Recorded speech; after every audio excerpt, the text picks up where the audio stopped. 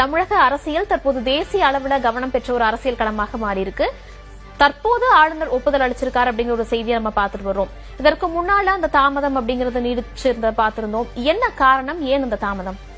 இல்ல, இதுல ரெண்டு விஷயம் ஒன்று சொல்லலாம். அதான் கவர்னருக்கு இதுல விருப்ப உரிமை இருக்கு, ஒரு டிஸ்கிரிப்ஷன் பவர் இருக்கு அவருக்கு. ஒரு தேர்தலுக்கு அப்புறம் யாரை பதவி ஏற்க கூப்பிடுறது, மெஜாரிட்டி வராத நிலையில யாரை கூப்பிடலாம், 2-3 பார்ட்டி கிளைம் பண்ணுவாங்க, யார் சிங்கிள் லார்ஜஸ்ட் பார்ட்டின்னு பார்த்து கூப்பிடலாம்னு இருக்கு. ஸோ சிங்கிள் லார்ஜஸ்ட் பார்ட்டியை கூப்பிடணும்னு தான் சுப்ரீம் கோர்ட் ஆர்டர்ஸ்லாம் இருக்கு. ஆக்சுவலாக கூப்பிட்டு அவங்கள சட்டமன்றத்தில் பெரும்பான்மை நிரூபிக்க முடியுமா முடியாதுன்னு அங்கே தான் டெஸ்ட் பண்ணணும். ஆக்சுவலாக கவர்னர் மாளிகையில் டெஸ்ட் பண்ண வேண்டிய அவசியம் இல்லை. ஆனால் கவர்னர் கொஞ்சம் ஒரு ஜட்ஜ்மெண்ட் எடுக்கலாம். இவரை கூப்பிட்டா இவரால் நிரூபிக்க முடியுமான்னு ஒரு அவர் தன்னுடைய முடிவுப்படி செயல்படுறதுக்கான வாய்ப்புகள் இருக்கு. அப்போ 107 இடங்கள் பெற்ற தாவேக்கா அவர் கூப்பிட்டது கரெக்ட். ஆனால் கூப்பிட்டுட்டு 118 பேர் உங்களுக்கு ஆதரவு இருக்காங்களா, கடிதம் கொடுக்கலான்னு கேட்டது சரியில்லை. 107 இடங்கள் பெற்ற அவரை கூப்பிட்டுட்டு அவருக்கு முதல்வர் பதவியை ஏற்க வச்சுட்டு சட்டசபையில ஒரு வாரத்துக்குள்ள நீங்க நம்பிக்கை தீர்மானம் கொண்டு வந்து மெஜாரிட்டி நிரூபிங்கன்னு சொன்னா பை த டைம் அவர் யார் அவர் ஆதரிக்கிறாங்களோ அவங்க விஷயங்களும் வெளில தெரிய வரும். இல்ல யாரும் அவர் ஆதரிக்கலைன்னா அரசு அங்கம் கவிழ போகுது. அங்க அதுக்கு அடுத்த கட்ட நடவடிக்கை அது பின்னாடி போகும். அது ஆக்சுவலா அப்போ கவர்னர் இந்த இடத்துல 118 பேர் ஆதரவு இருக்கா இல்லையான்னு பார்த்த ஒரு விஷயம் இருக்குல்ல, அது ஏன் பார்த்தார் அப்படின்ற ஒரு விஷயம் வருது. அப்போ இந்த இடத்துல தாவேக்காவுக்கு காங்கிரஸ் சப்போர்ட் பண்ணிட்டு ஒருவேளை காங்கிரஸ் உள்ள வந்ததுனால ஒருவேளை பாஜக அதாவது மத்திய அரசு கவர்னர் மூலமா ஏதோ ஒரு ப்ராப்ளம் பண்றாங்க, ஒரு முட்டுக்கட்டை போடுறாங்க அப்படின்ற மாதிரியான ஒரு எண்ணம் மக்கள்கிட்ட பரவிடுச்சு. அது மக்களுடைய உணர்வுக்கு விரோதமானது. ஏன்னா மக்கள் இந்த வாட்டி தாவேக்காவை தான் ஆட்சியில வரணும்னு நினைச்சிருக்காங்க. 107 இடங்கள் கொடுத்திருக்காங்க, மற்றவங்களுக்கு மெஜாரிட்டி கொடுக்கல. எதிர்கட்சியா திமுக வச்சிருக்காங்க வச்சுக்கோங்க. அப்போ நீங்க கவர்னர் இந்த மாதிரியான ஒரு முடிவு எடுத்து அது மக்கள் உணர்வுக்கு விரோதமாக இருக்கும். அதனால அவரு நேற்று இன்னைக்கு யோசிச்சிருப்பான்னு நினைக்கிறேன். அவருக்கு பப்ளிக்கோட பிரஷர் அதிகமான உடனே இப்போ விஜய் 2ஆம் தடவை போய் சொன்ன உடனே சரி நீங்க அசம்பிளிலேயே ஃப்ளோர்லயே நிரூபிச்சுக்கோங்க, நான் உங்களை ஆட்சி அமைக்க அனுமதிக்கிறேன்ற மாதிரி பண்ணிருக்கலாம் அப்படின்றதான் என்னுடைய கருத்து. ஏன்னா இது பலவிதமான அரசியல் விமர்சனங்கள். ஏன்னா பாஜக காங்கிரஸ் தாவேக்காவோட அமைச்சரவையில் போறதுக்கு பாஜகவுக்கு பிடிக்கல, அதனால கவர்னர் மூலம் முட்டுக்கடை கொடுக்க பாக்குறாங்க. இல்ல அதிமுக பாஜகவுக்கு தாவேக்காவுக்கு சப்போர்ட் பண்றதுக்கான ஒரு ஏற்பாடை நடத்துறாங்க. இப்ப கூட கவர்னர் இந்த அனுமதி கொடுத்திருக்கிறது ஒருவேளை அதிமுக ஆதரவு நாங்க கொடுக்கறோம் அப்படின்ற மாதிரி சொல்லியிருக்கலாம்னு நினைக்கிறேன். சோ அடுத்த வரப்போற காலகட்டத்தில் காங்கிரஸ் உடைய சப்போர்ட்டை விஜய் ஏத்துக்கிறாரா இல்லையான்றதை பார்க்கணும், பொறுத்திருந்து பார்க்கணும். ஏன்னா 45 பேர் சப்போர்ட் பண்ணும்போது காங்கிரஸ் சப்போர்ட்லாம் தேவையில்லைல்ல. இப்ப காங்கிரஸ் தாவேக்காவிற்கு ஆதரவு அப்படின்னு சொன்னதை எடுத்து திமுகவில் சில எதிர்குரல்களுமே எழுந்ததை நம்மளால பார்க்க முடிஞ்சது. இந்த ஆதரவின் மூலமாக காங்கிரஸுக்கு இருக்கக்கூடிய சாதக பாதகங்கள் அப்படின்னா என்ன? காங்கிரஸ் முதல்ல ஒரு ஷூடா ஒரு மூவ் பண்ணாங்க. அதாவது பாஜக உள்ள வந்துடக்கூடாதுன்னு அவங்க தாவேக்காவோட போனாங்க. ஆனா அதுல இப்ப என்ன பிரச்சனைனா அவங்க உள்ள போனதுனாலேயே தாவேக்காவுக்கு பிரச்சனை வந்துருச்சு. கவர்னர் 2 நாள் டிலே பண்ணிட்டாரு. இப்போ இன்னைக்கு நடக்க வேண்டிய விழா பதவி ஏற்பா நாளைக்கு நடக்குது வச்சுக்கோங்களேன்.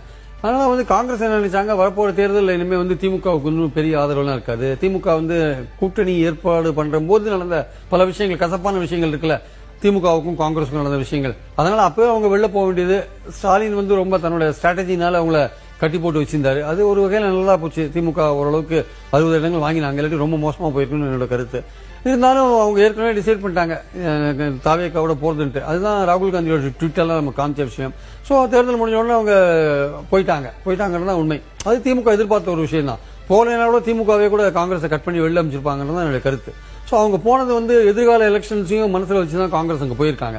இவங்க போனது பாஜகவுக்கு ஒரு இதா இருக்கு, இரிட்டேஷனா இருக்கு. என்னடா இது, தாவேக்கா ஃப்ரீயா இருந்தா நம்ம 29 எலெக்ஷன்ஸ்ல கூட்டணி போட்டு ஏதாவது பண்ணலாம், அதிமுகவுக்கு இனிமே செல்வாக்கு இருக்கா இல்லையான்னு தெரியாது.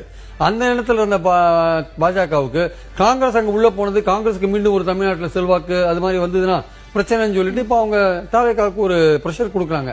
நீங்க அதிமுகவோட தயவு ஏத்துக்கோங்க, சப்போர்ட் ஏத்துக்கோங்க, காங்கிரஸை கட்டி விடுங்க. அதிமுக நேத்து ஆதரவுலாம் இல்ல அப்படிங்கிற மாதிரி இன்னைக்கு ஏதோ பழனிசாமி ஏதோ கவர்னரை பார்க்க போறதா ஒரு செய்தி வந்திருக்கு. அது எவ்வளவு தூரம் உண்மைன்னு தெரியல எனக்கு. அவர் பார்த்தாரா இல்லைன்னு தெரியாது, இல்ல பேசினாரா இல்லைன்னு தெரியாது.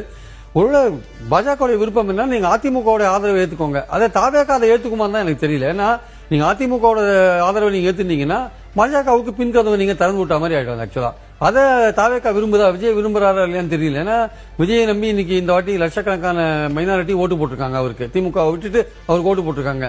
சோ அவங்களுடைய விருப்பம் பாஜக இல்லாத ஒரு பாஜகவுடைய இது பின்னணி இல்லாத ஒரு கவர்மெண்ட் தான் அவங்க விரும்புவாங்க.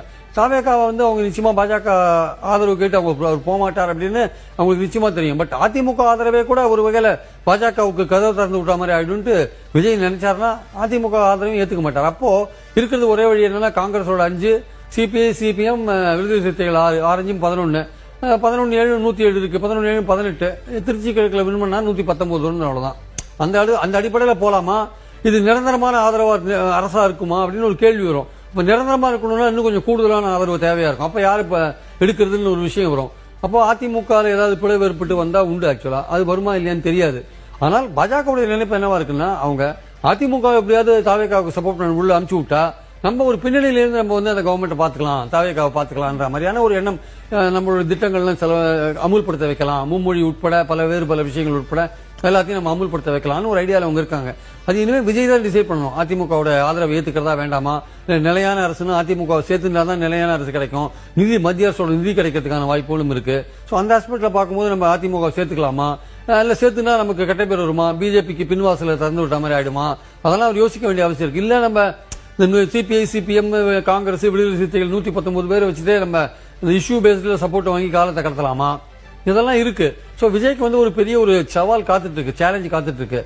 இருக்கிறத மதச்சார்பற்ற அணியிலேருந்து திமுக தவிர மற்றவங்களெல்லாம் இழுக்கிறது மட்டுமே போருமா, இல்ல இதை விட்டுட்டு இன்னும் அதிமுக அணியிலிருந்து பாமக இழுக்கிறதுக்கான வாய்ப்பு இருக்கா, பாமக இழுத்தா விடுதலை சிறுத்தைகள் அங்க இருக்குமா இருக்காதா, இந்த பிரச்சனைகள்லாம் இருக்கு. அப்போ இதோட மதச்சார்பற்ற அணியிலிருந்து இழுக்கிறதோட நம்ம நிறுத்திக்கலாம், 118 119 நம்ம நிறுத்திக்கலாம் அப்படின்னு எண்ணத்துல விஜய் இருந்தாருன்னா இந்த கவர்மெண்ட்டுக்கு நிலையான அரசுன்னு ஒரு விஷயம் வருமா வராதா.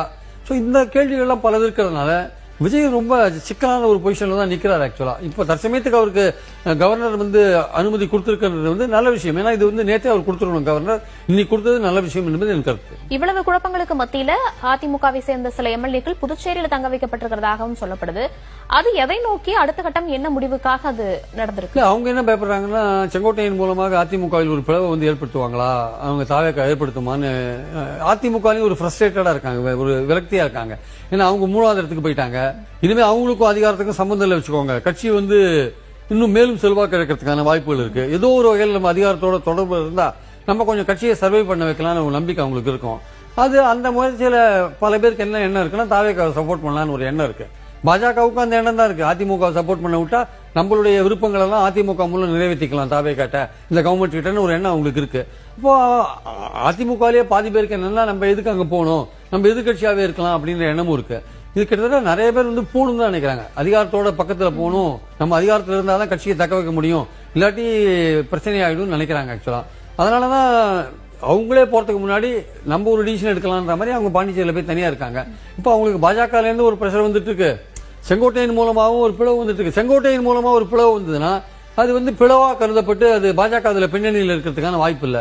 இவங்களா போய் ஆதரிச்சாங்கன்னா அது பாஜக பின்னாடி இருக்குன்னு தெரிஞ்சுக்கலாம். சோ இது பிளவு ரீதியா போறதா இல்ல ஒட்டுமொத்தமா போய் நாங்க ஆதரிக்கிறோம் சொல்ல போறாங்களான்ற அந்த 2 பாயிண்ட்ல அது நிக்கிறது. ஆக்சுவலா வந்து செங்கோட்டையன் வந்து அவர் எதிர்பார்த்தபடி ஒரு 3/2 பங்கு பிறந்துட்டு கொண்டாந்துட்டாருன்னா அவங்க கிட்டத்தட்ட வந்து பாஜகவோட அந்த பாஜகவுக்கு கதவு திறந்து விட்ட மாதிரி ஆகாது, அது கட்சியை பிளந்துட்டு வந்த மாதிரியான ஒரு நிலைப்பாட்டை கொண்டு போகும். சோ அததான் வந்து தாவேக்கா விரும்பும்.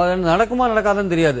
சோ தற்சமயத்துக்கு இந்த 118 பேரை வச்சுட்டு அரசாங்கத்தை வந்து காப்பாத்திட்டு அடுத்த ஒரு 6 மாசத்துக்குள்ள அதிமுக ஒரு பிளவு ஏற்படுத்தி கொண்டுடலாமான்ற எண்ணத்துல கூட தாவேக்கா இருக்கலாம். சோ இதை வெயிட் பண்ணி தான் பார்க்கணும். இது பாஜகவும் பின்னாடியில இருந்து ஏதோ ஒரு வகையில ஒரு பொம்மலாட்டம் நடத்திட்டு இருக்காங்கன்றதான் நான்